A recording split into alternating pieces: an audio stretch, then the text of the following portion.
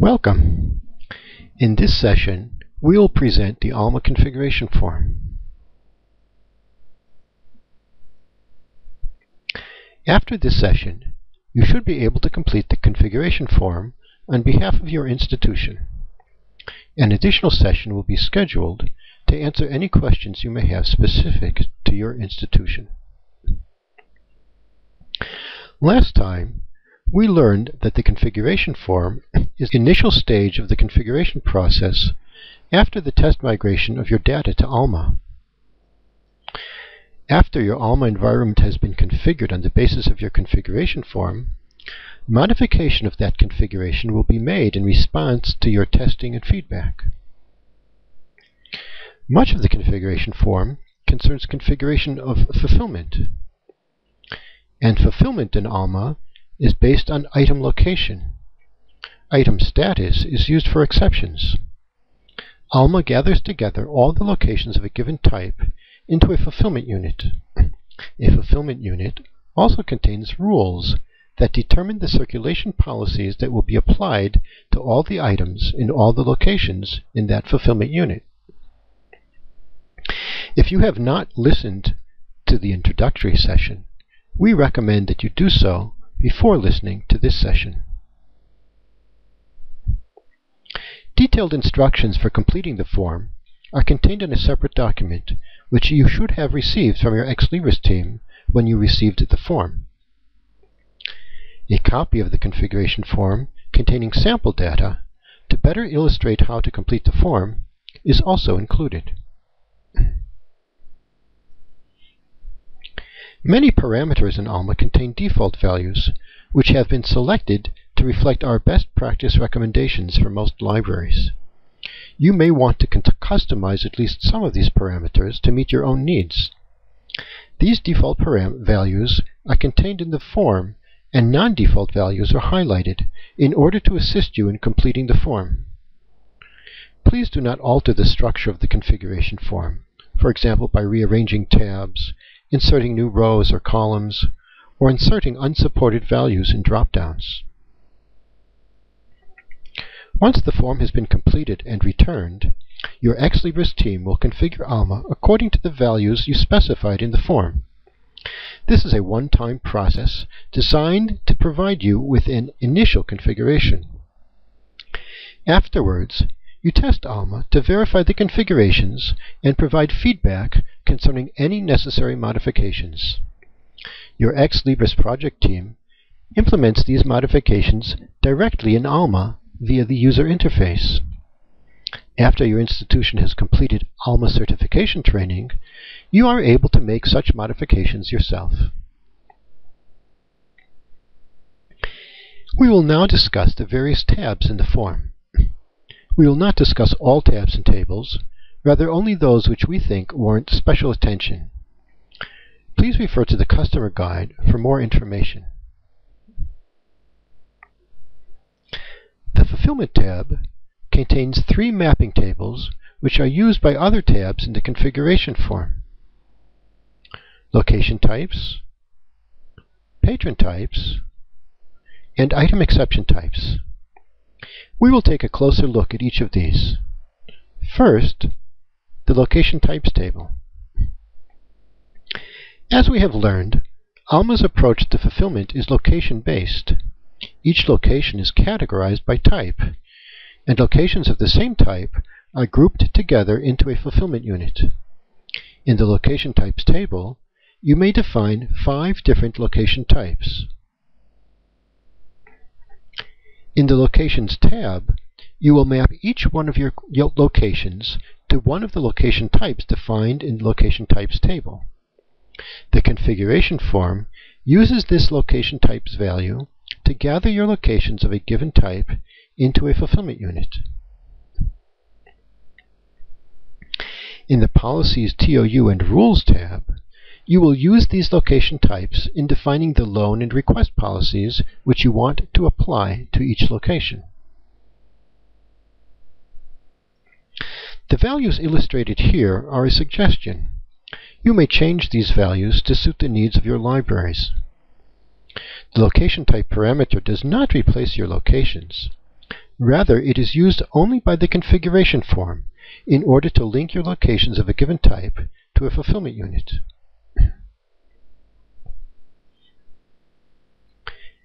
In the patron types table, you may define 4 different patron types. The values you define here will appear in the Users tab, where you will map each of your patron groups to one of the patron types defined in this table. In the Policies, TOU, and Rules tab, you will use these patron types in defining the loan and request policies which you want to apply to each patron group.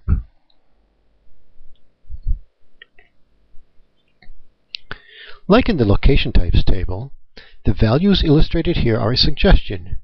You may change these to suit your own needs. Also, similarly to the Location Types, the patron types do not replace your patron groups. Rather, they are used by the configuration form in order to link your patron groups of a given type to loan and request policies. In Alma's location-based approach to fulfillment, item status is unnecessary for most items. Only in the case of an item that has loan or request policies that are exceptional to the other items in its location might you consider using item status. In the Item Exception Types table, you may define up to 5 different item exception types. The values you define here will appear in the Item Policies tab, where you will map any item statuses you intend to use in Alma to one of the item exception types. The item exception types also appear in the Policies, TOU, and Rules tab, where you may use them to configure loan and request policies for exceptional items based on item status. The values illustrated here are a suggestion. You may change these values to suit the needs of your libraries. The item exception type parameter does not replace your item statuses. Rather, it is used only by the configuration form in order to link your item statuses of a given type to a fulfillment rule.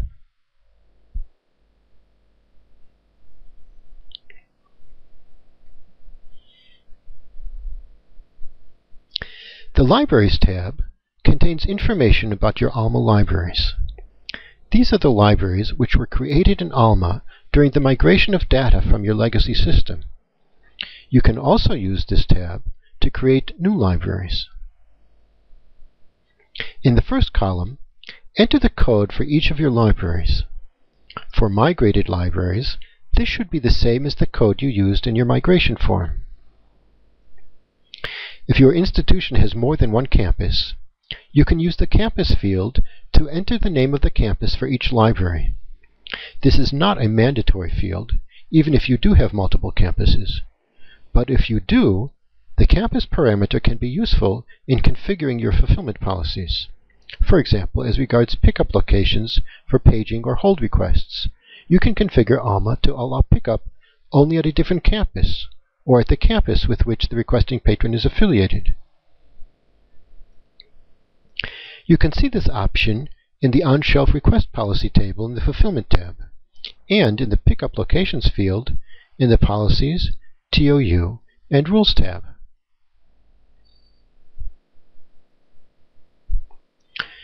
You can use the Name of Physical Libraries column to change the name of the library as it will appear in Alma and in Prima. The library address information is not mandatory.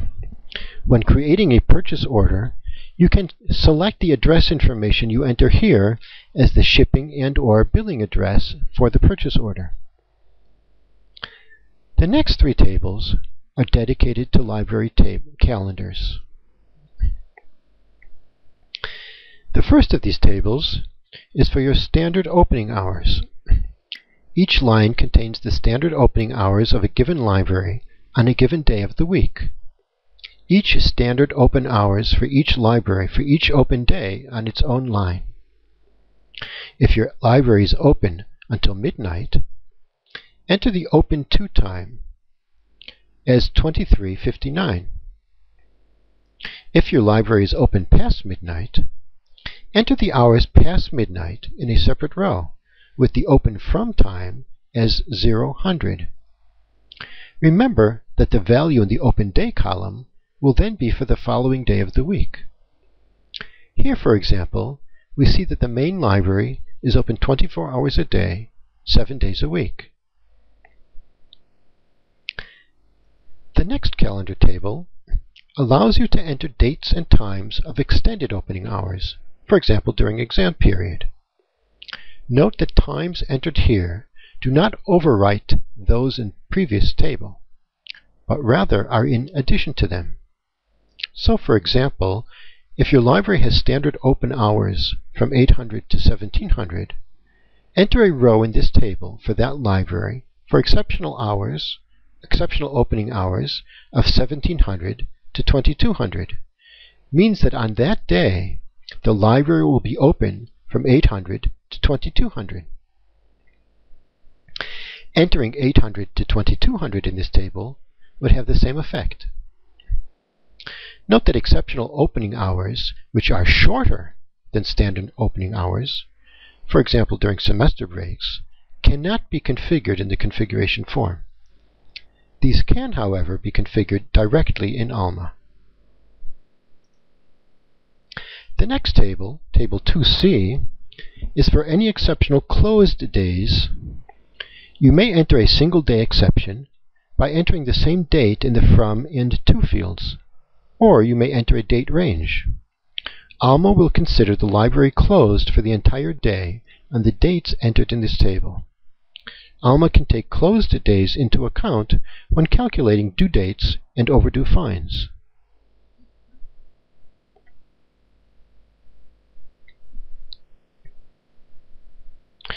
The Printers tab.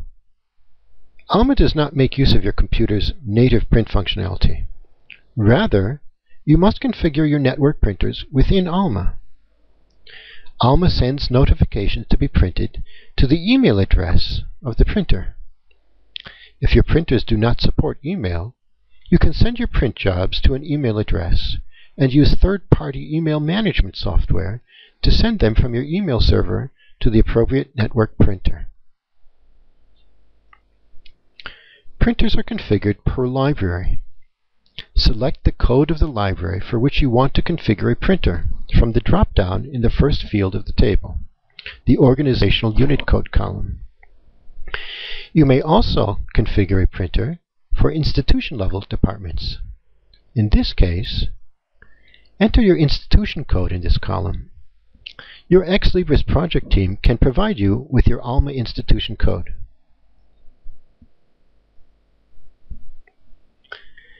At circulation desks, items can be checked in, checked out, and reshelved. Circulation desks are defined per library and provide services to locations of that library. A library may have more than one circulation desk. A single circulation desk may serve more than one location, and a given location may be served by more than one circulation desk. But the circulation desk and the locations it serves must be in the same library. A default circulation desk is automatically created for each library defined in Alma. Every location defined within that library is automatically linked to this default circulation desk and, by default, receives check-in, check-out, and reshelve services from this circulation desk. Therefore, you need to complete the Circ Desks tab only if you want to modify a default circulation desk, for example to update the name, or to create a new circulation desk. Our best practice recommendation is that you use the default circulation desk as the main circulation desk for the library. In libraries where only one circulation desk is required, we recommend that this be the default circulation desk. If required, however, you may define additional circulation desks in this tab.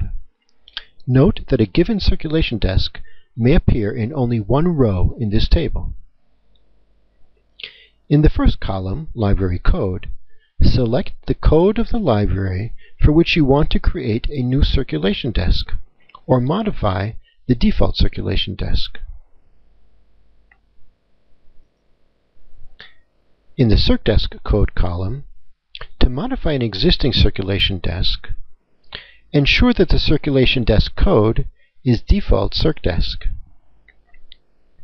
To create a new circulation desk, enter a different code of up to 10 characters in length. In the next column, enter the name of the circulation desk as you want it to be displayed in Alma.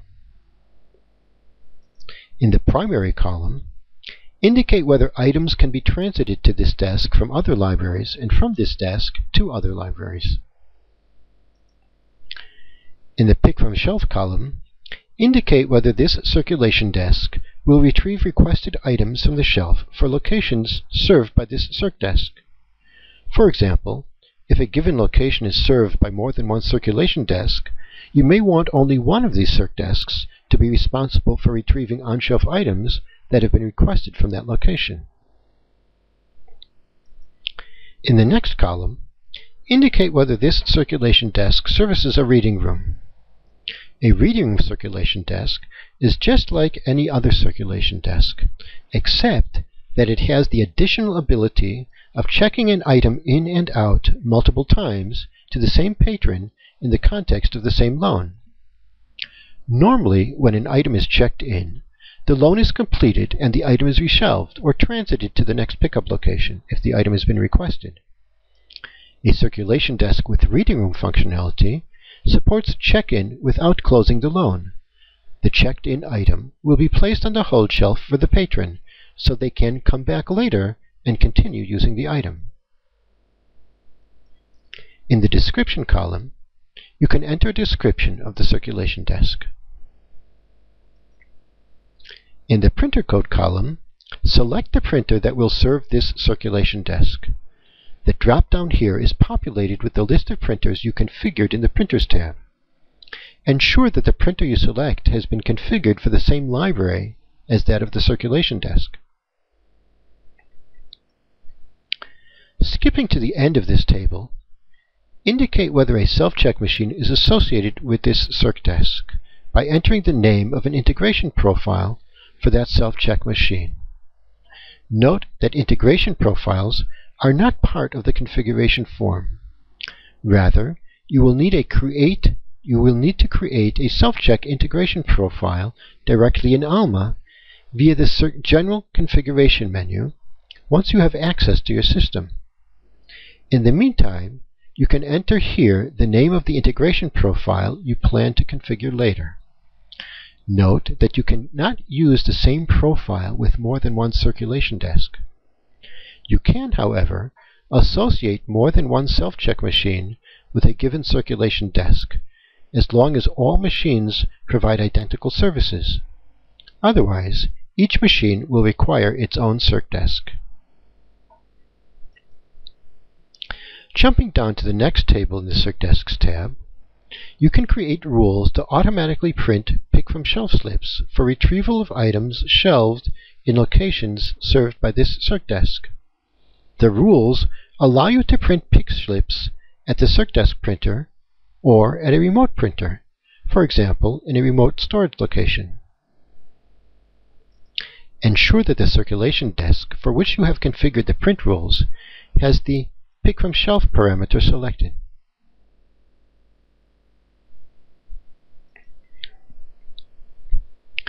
The Locations tab contains information about the library locations created in Alma as a result of the migration of data from your legacy system.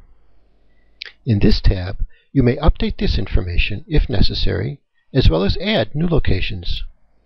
Note that you may insert additional rows in this table if you require it.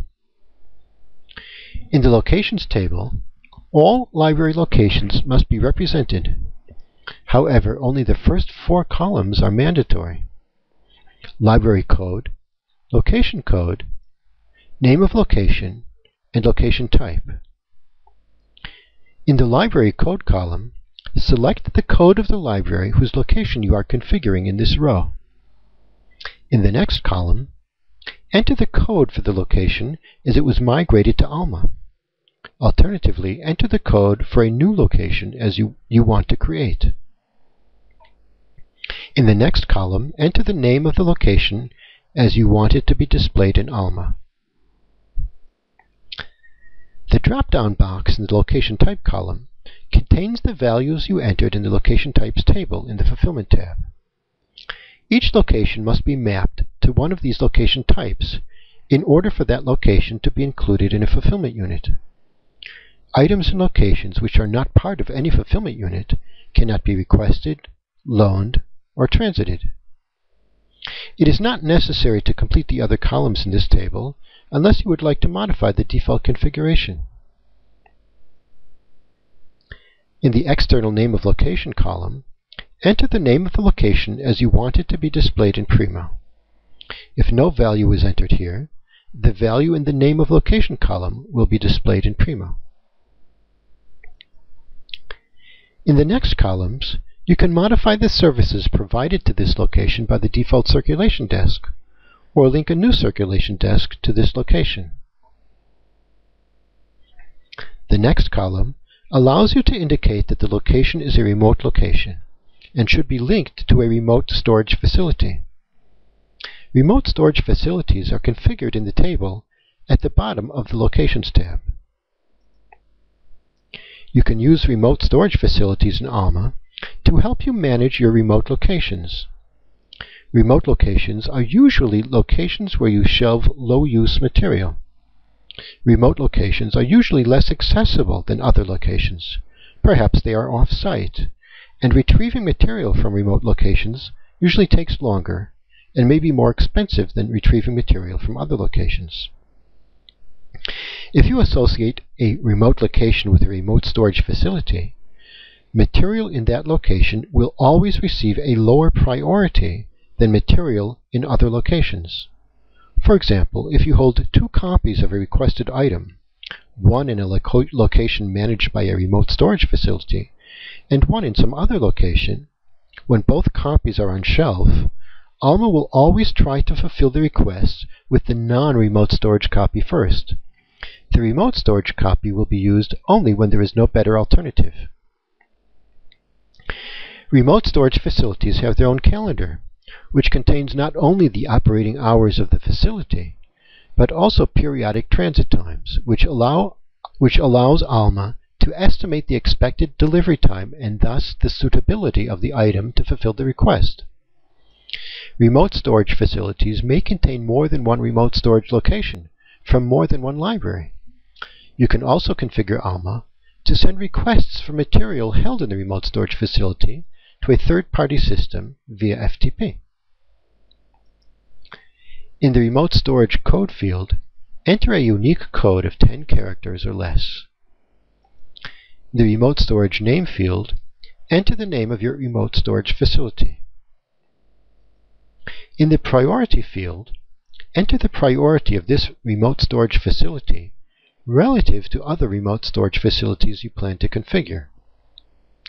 If a requested item exists in more than one remote storage facility, Alma will attempt to fill the request with the copy in the remote storage facility with the highest priority first. Of course, as we said, Alma will prefer to fulfill the request with a non-remote storage copy first, if this is possible.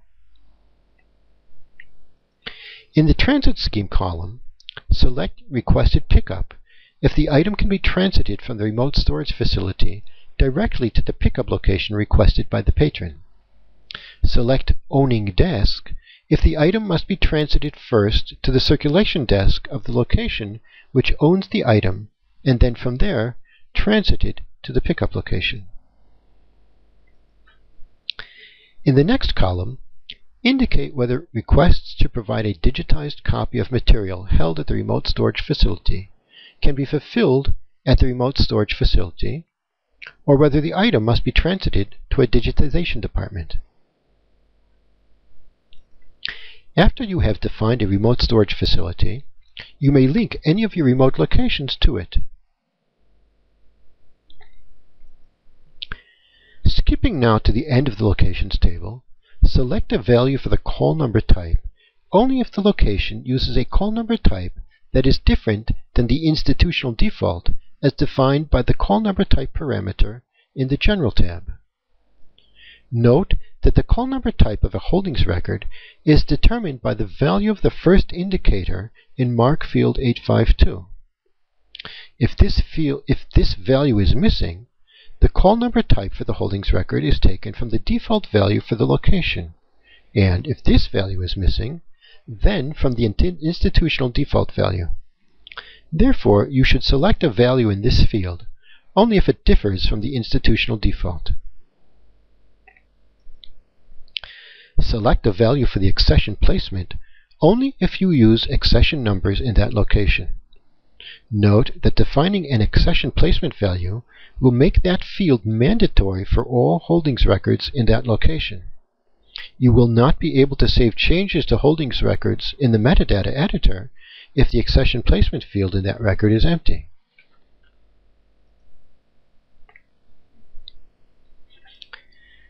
Your users, together with their user group, are migrated from your legacy system.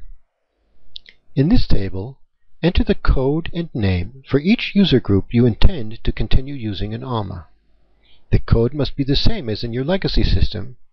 However, you may use a different name. You may also use this table to add new user groups that you intend to use in Alma. The drop-down box in the patron type column contains the values you entered in the patron types table in the Fulfillment tab. Each user group you intend to use in Alma should be mapped to one of these patron types in order for that patron group to be included in a fulfillment rule. The second table in this tab allows you to define various library limits according to patron type. If a patron of this type exceeds any of the limits defined in this table, their borrowing and/or renewing privileges will be blocked. Your item records, together with any item policy or item status, are migrated from your legacy system. Given Alma's location-based approach, enter in the Item Policies tab only those item policies which are exceptional to their location and which you intend to continue using in Alma. Map each item status you enter to an item exception type value.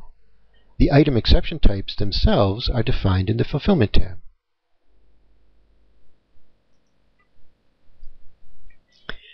The Policies, TOU, and Rules tab defines the fulfillment units, associates the appropriate locations with each fulfillment unit, creates the fulfillment unit rules, and terms of use. Complete the first two columns in each row in the second table for each combination of location type and patron type. One fulfillment unit will be created for each location type. Here, we can see the list of fulfillment units created in Alma as a result of the location type values in the configuration form. Notice that the names of the fulfillment units correspond to the names of the location types you defined in the form.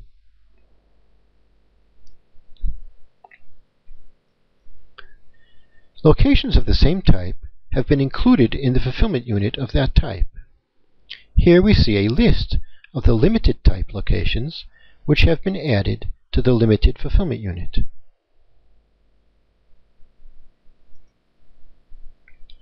Each fulfillment unit will contain a rule for each patron type, that is, for each row in the Policies table. Here we see the rules that were created in Alma corresponding to the patron types that were defined in the form. Rules include two sections. The Input section describes the scenario or conditions in which the rule will be applicable. For example, an item belonging to a location in the limited fulfillment unit is to be loaned to a patron of user group staff or academic staff. Notice that these user groups have been included in a single rule by virtue of being mapped to the same patron type in the Users tab in the configuration form. The second section of the fulfillment rule is the Output section, which defines the terms of use, that is, the set of loan or request policies that will be applied to the scenario described by the Input section. The terms of use that will be applied by each rule are defined in the remaining columns of each row. For example, the circulatable column determines whether the item can be loaned.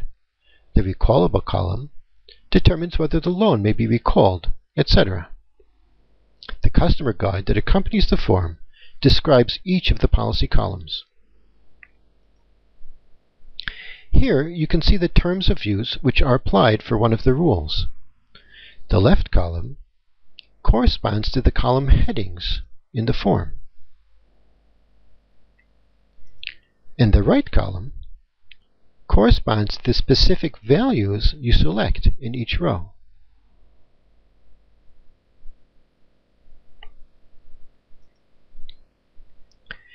If you require item-based exceptions to the location-based rules, you can enter these in Table 3. Select the item exception type from the list of values defined previously in the Fulfillment tab, and define the policies which should apply to that exception by completing the other columns in the row. Here we can see the item exception rule which was created in Alma. Note that the first table in the Policies tab is mandatory. You must complete each column. The values in this table serve as defaults for the other tables in this tab. In the event that any column in the other tables uses the same value as the default, you may leave that column blank in the other tables. The value in Table 1 will be applied.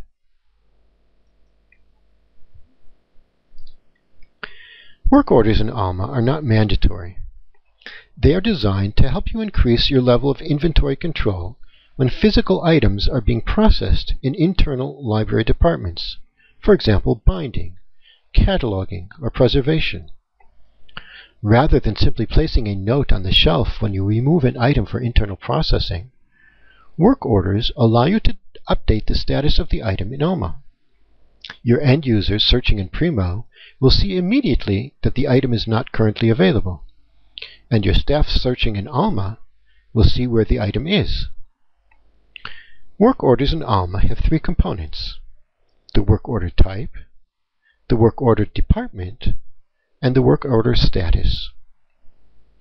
The work order type represents the internal process the item is undergoing, for example, cataloging. The work order department is the department in the institution to which the item is transited in order to undergo this process, for example, the cataloging department. And the work order status represents the stage or status of the item in that process, for example, backlog, original cataloging, foreign language cataloging, copy cataloging, etc. You can use the Work Orders tab to indicate the processes, departments, and possible statuses of the process in the department. To create a new work order, select Yes in the Create column. Enter a unique code and name for the work order type. Note that the code must be 10 characters or less. Indicate whether work orders of this type should trigger a recall if the item requested for the work order is currently on loan. Enter a unique code and name for the work order department. Note that a given work order type may have more than one department associated with it. However, a given department can be associated with only one work order type. If a department in your library handles more than one work order type, consider making one of the work order types a status instead of its own work order. If you configured a printer for your work order department in the Printers tab, select it from the drop-down. Note that the Work Orders tab will create departments on the institution level. Therefore, any printer you select must be defined as an institution-level printer in the Printers tab. Finally, enter a unique code and name for each of up to 4 work order statuses.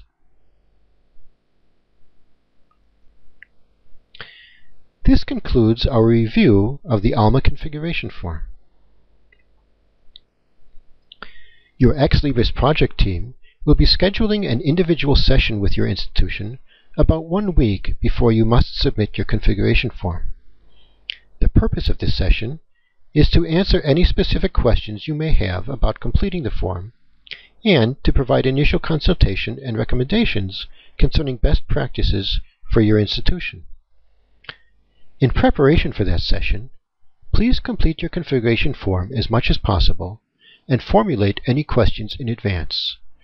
Please send your form as is to your Libris project team a day or 2 before the session, so that we may review it before our meeting with you. Thank you.